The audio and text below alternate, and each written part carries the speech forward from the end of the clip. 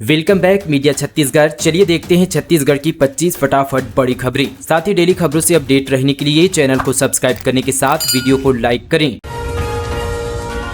मुख्यमंत्री विष्णुदेव साय ने दुर्ग नगर को दी बड़ी सौगात। 23 करोड़ रुपए के विभिन्न विकास कार्यों का किया भूमि पूजन। मुख्यमंत्री विष्णुदेव साय ने बीते दिन दुर्ग नगर के वार्ड नंबर 3 में आयोजित भूमि पूजन कार्यक्रम में 22 करोड़ 97 लाख रुपए की लागत के विभिन्न विकास कार्यों का भूमि पूजन किया। इस अवसर पर उप मुख्यमंत्री अरुण साव, सांसद विजय बघेल, विधायक गजेंद्र यादव और रिकेश सेन, दुर्ग महापौर धीरज बाकलीवाल सहित अनेक जनप्रतिनिधि और प्रबुद्ध नागरिक बड़ी संख्या में उपस्थित थे।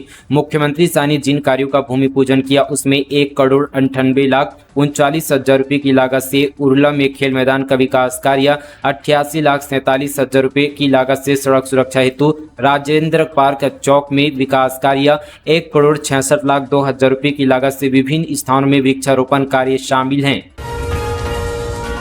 ओवरलोडिंग करने वालों की अब खैर नहीं, वाहनों की जांच करने चलेगा विशेष अभियान। सड़कों पर दौड़ रहे ओवरलोडिंग करने वाले यात्री बस और मालवाहक की जांच करने जल्द ही अभियान चलेगा। इसके लिए परिवहन विभाग के सचिव एस प्रकाश और अपर आयुक्त डी रविशंकर ने बैठक ली। इस दौरान प्रदेश भर के सभी 7 उड़नदस्ता टीम को वाहनों की जाँच करने का निर्देश दिया है। साथ ही नियमों का उल्लंघन करने वालों के खिलाफ चालानी कार्रवाई करने को कहा।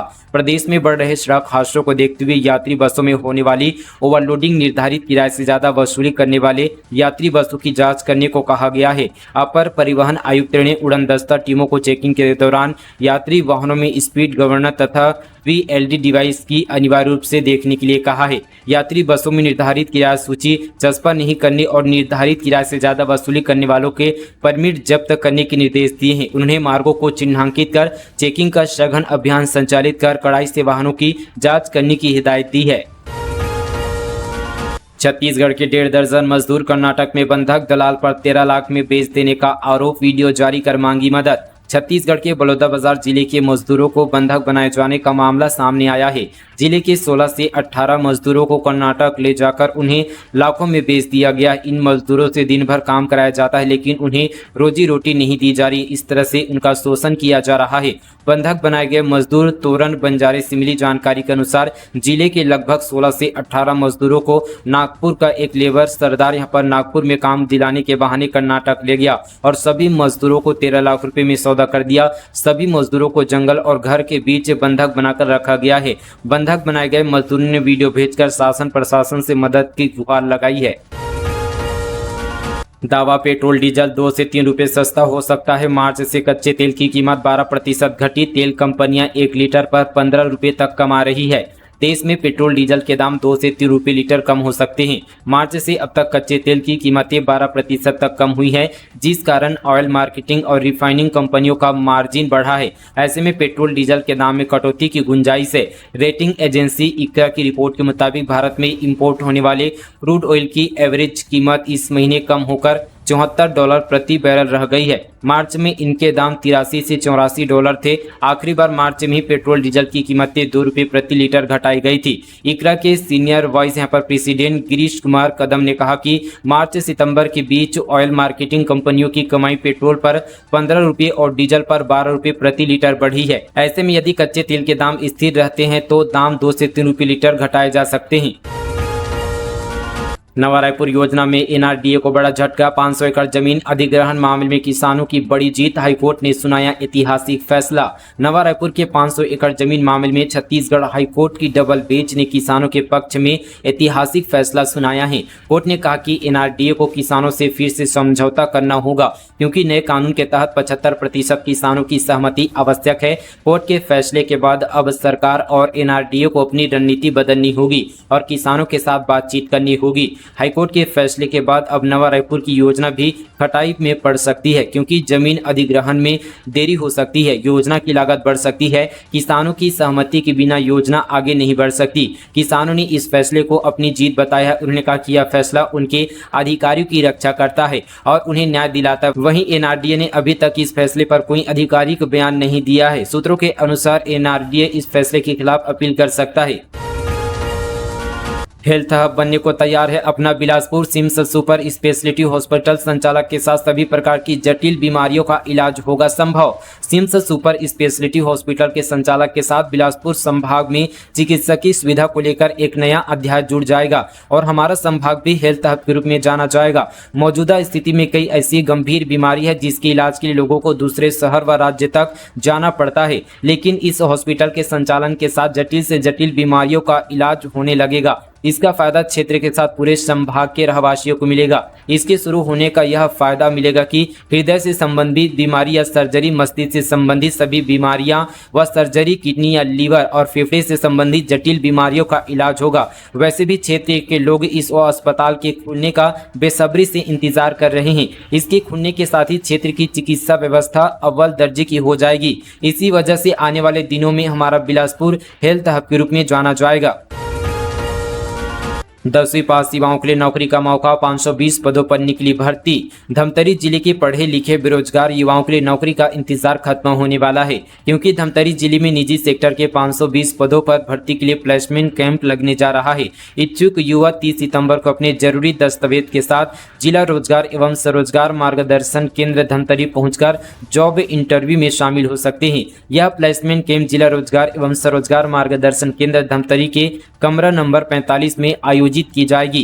प्लेसमेंट कैंप सुबह 11 बजे से शाम 4 बजे तक चलेगा। इस दौरान निजी कंपनियों के नियोक्ता कुल 520 पदों पर भर्ती के लिए आवेदन करने वाले अभ्यर्थियों से साक्षात्कार भी लेंगे, जिसके बाद चयनित युवाओं को प्लेसमेंट कैंप में ही जॉब ऑफर दिया जाएगा। प्लेसमेंट कैंप में शामिल होने के इच्छुक आवेदक शैक्षणिक तकनीकी योग्यता प्रमाण पत्र, निवास, जाति, रोजगार कार्यालय का पंजीयन प्रमाण पत्र, 2 पासपोर्ट साइज फोटो के साथ निर्धारित तिथि और स्थान पर उपस्थित हो सकते हैं। इसमें 18 से 35 वर्ष तक की आयु के 10वीं 12वीं स्नातक उत्तीर्ण करने वाले युवा शामिल हो सकते हैं। इसके साथ ही डिप्लोमा इन फायर सेफ्टी शैक्षणिक योग्यताधारी आवेदकों के लिए यह नौकरी पाने का मौका है। त्योहारी सीजन में महंगाई की मार, तेल के दाम में 300 रुपये तक की बढ़ोतरी। त्योहारी सीजन में महंगाई की मार आम लोगों के लिए कमर तोड़ रही है। खाद्य पदार्थों में 30 से 35% तक की बढ़ोतरी हो गई है। खासकर खाने के तेल और घी की कीमत में अचानक बढ़ोतरी ने आम लोगों की परेशानी बढ़ा दी है। बता दी कि नवरात्र से त्योहारी सीजन की शुरुआत होती है। नवरात्र में देवी मंदिरों में घी और तेल के मनोकामना ज्योति कलश जलाए जाते हैं। ऐसे में माता की भक्ति भी श्रद्धालुओं को महंगी पड़ने वाली है। जानकारों की माने तो खाद्य तेल सहित अन्य सामानों पर केंद्र सरकार द्वारा कस्टम ड्यूटी में बढ़ोतरी कर दी गई है। यही कारण है कि महंगाई में अचानक बढ़ोतरी हुई है। इसका असर आम लोगों की जेब पर पड़ रहा है। इससे लोगों का घरेलू बजट बिगड़ गया है। खाद्य पदार्थ और सब्जियों के दाम बढ़ोतरी के कारण गृहिणियों को आर्थिक समस्याओं का सामना भी करना पड़ रहा है। त्योहारी सीजन में महंगाई बढ़ने से गरीबों की दिक्कत और बढ़ने वाली है। नकली होलोग्राम मामले में 2000 पन्नों का चालान पेश। अनवर डेबर की जमीन खोदकर ईओडब्ल्यू ने निकाले थे अधजले होलोग्राम। 4 नवंबर को अगली सुनवाई। छत्तीसगढ़ में कांग्रेस सरकार के दौरान हुए शराब घोटाले से जुड़े नकली होलोग्राम मामले में ईओडब्ल्यू ने बीते दिन रायपुर स्पेशल कोर्ट में 2000 पन्नों का चालान पेश किया।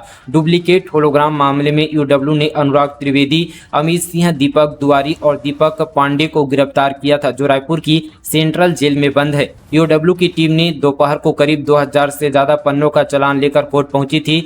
इस दौरान चारों आरोपियों को भी कोर्ट में पेश किया गया था। वहीं इस मामले में अगली सुनवाई 4 नवंबर को होगी।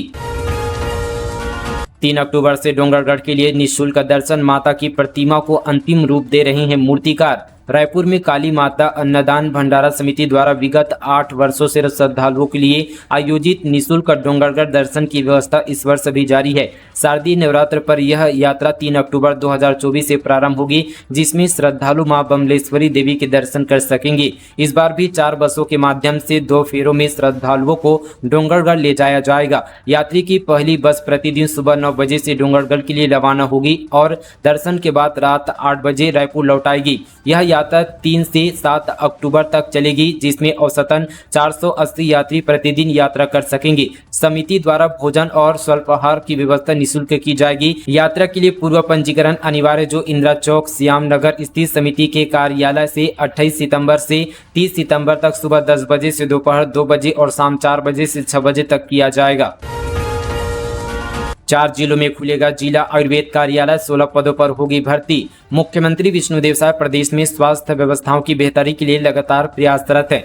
उनके प्रयासों से राज्य में स्वास्थ्य के क्षेत्र में संसाधनों की वृद्धि और रिक्त पदों पर लगातार भर्तियां की जा रही है। स्वास्थ्य मंत्री श्याम बिहारी जायसवाल के प्रयासों से राज्य के 4 जिलों में जिला आयुर्वेद कार्यालय की स्थापना की जा रही है एवं नवीन पदों का सृजन भी किया जा रहा है। चिकित्सा शिक्षा विभाग द्वारा जारी आदेश के अनुसार राज्य शासन द्वारा मनेंद्रगढ़, चिरमिरी, भरतपुर, सूरजपुर, बलरामपुर और कोंडागांव जिले में जिला आयुर्वेद कार्यालय की स्थापना की जा रही है। इसके लिए राज्य शासन ने कुल 16 पदों के सृजन की प्रशासकीय स्वीकृति प्रदान कर दी है। आदेश के अनुसार प्रत्येक जिले में एक जिला आयुर्वेद अधिकारी एवं लेखापाल, सहायक ग्रेड 2 एवं सहायक ग्रेड 3 एवं भृत्य का पद स्वीकृत किया गया है। राजस्व विभाग की समीक्षा, सीएम साय का अधिकारियों को निर्देश, लंबे समय से एक ही जगह जमे पटवारियों को हटाएं। सीएम साय ने राजस्व विभाग के कार्यों की समीक्षा की बैठक ली। इस दौरान सीएम साय ने सभी अधिकारियों को राजस्व कामों को जल्द पूरा करने के निर्देश दिए हैं।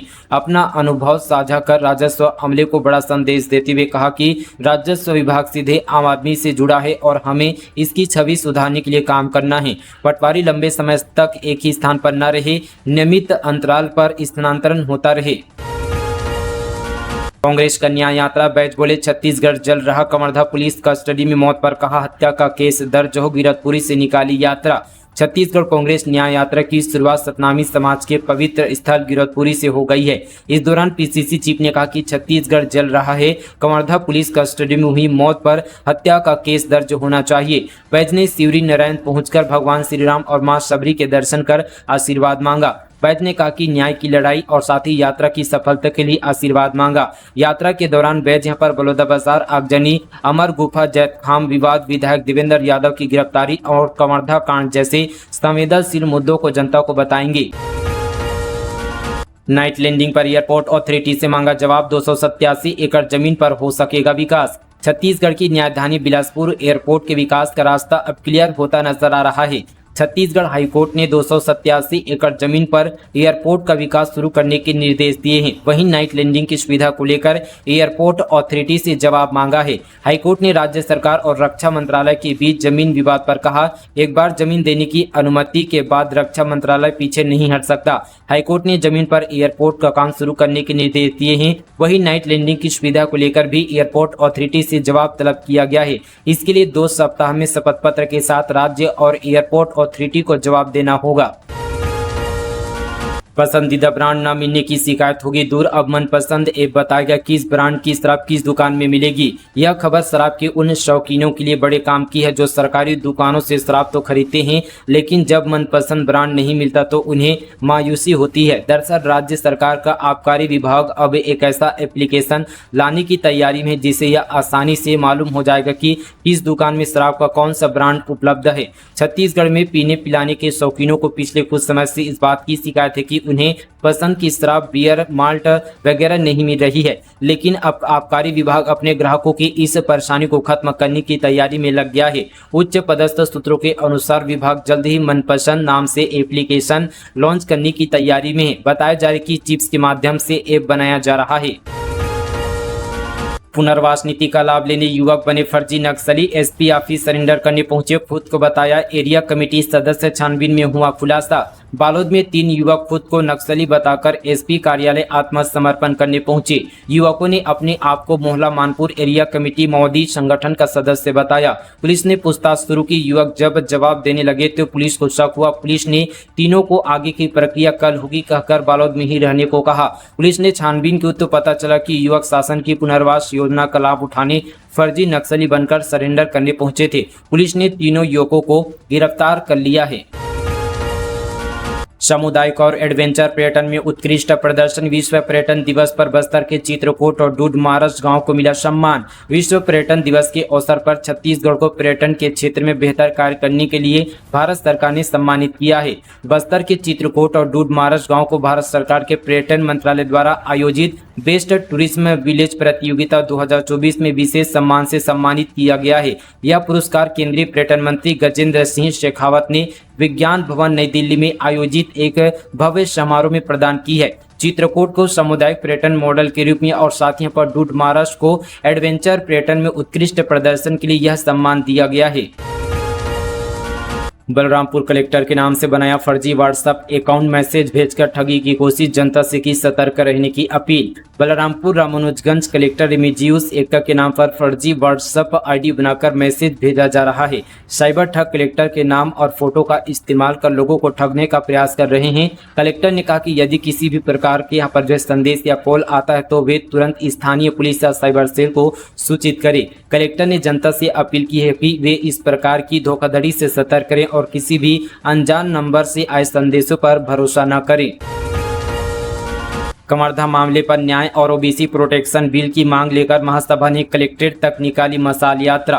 बालोद में पिछड़ा वर्ग महासभा द्वारा बीते दिन कलेक्ट्रेट परिसर तक मशाल यात्रा निकालकर अपनी 3 सूची मांगों को सरकार के समक्ष रखा गया। यहाँ पर आगामी होने वाली जनगणना में ओबीसी वर्ग के लिए अलग कलम रखने की मांग की गई है और जो 27% आरक्षण का मामला छत्तीसगढ़ में लंबे समय से लंबित है उसे भी लागू करने की मांग यहाँ पर की गई है। साथ ही ओबीसी वर्ग से आने वाले कवर्धा के प्रशांत साहू मौत मामले में कड़ी से कड़ी कार्रवाई करने और ओबीसी वर्ग की सुरक्षा के लिए कानून बनाए जाने की मांग यहाँ पर पिछड़ा वर्ग महासभा द्वारा की गई है। यहाँ पर केंद्र शासन के नाम संयुक्त कलेक्टर पूजा बंसल को ज्ञापन सौंपा गया।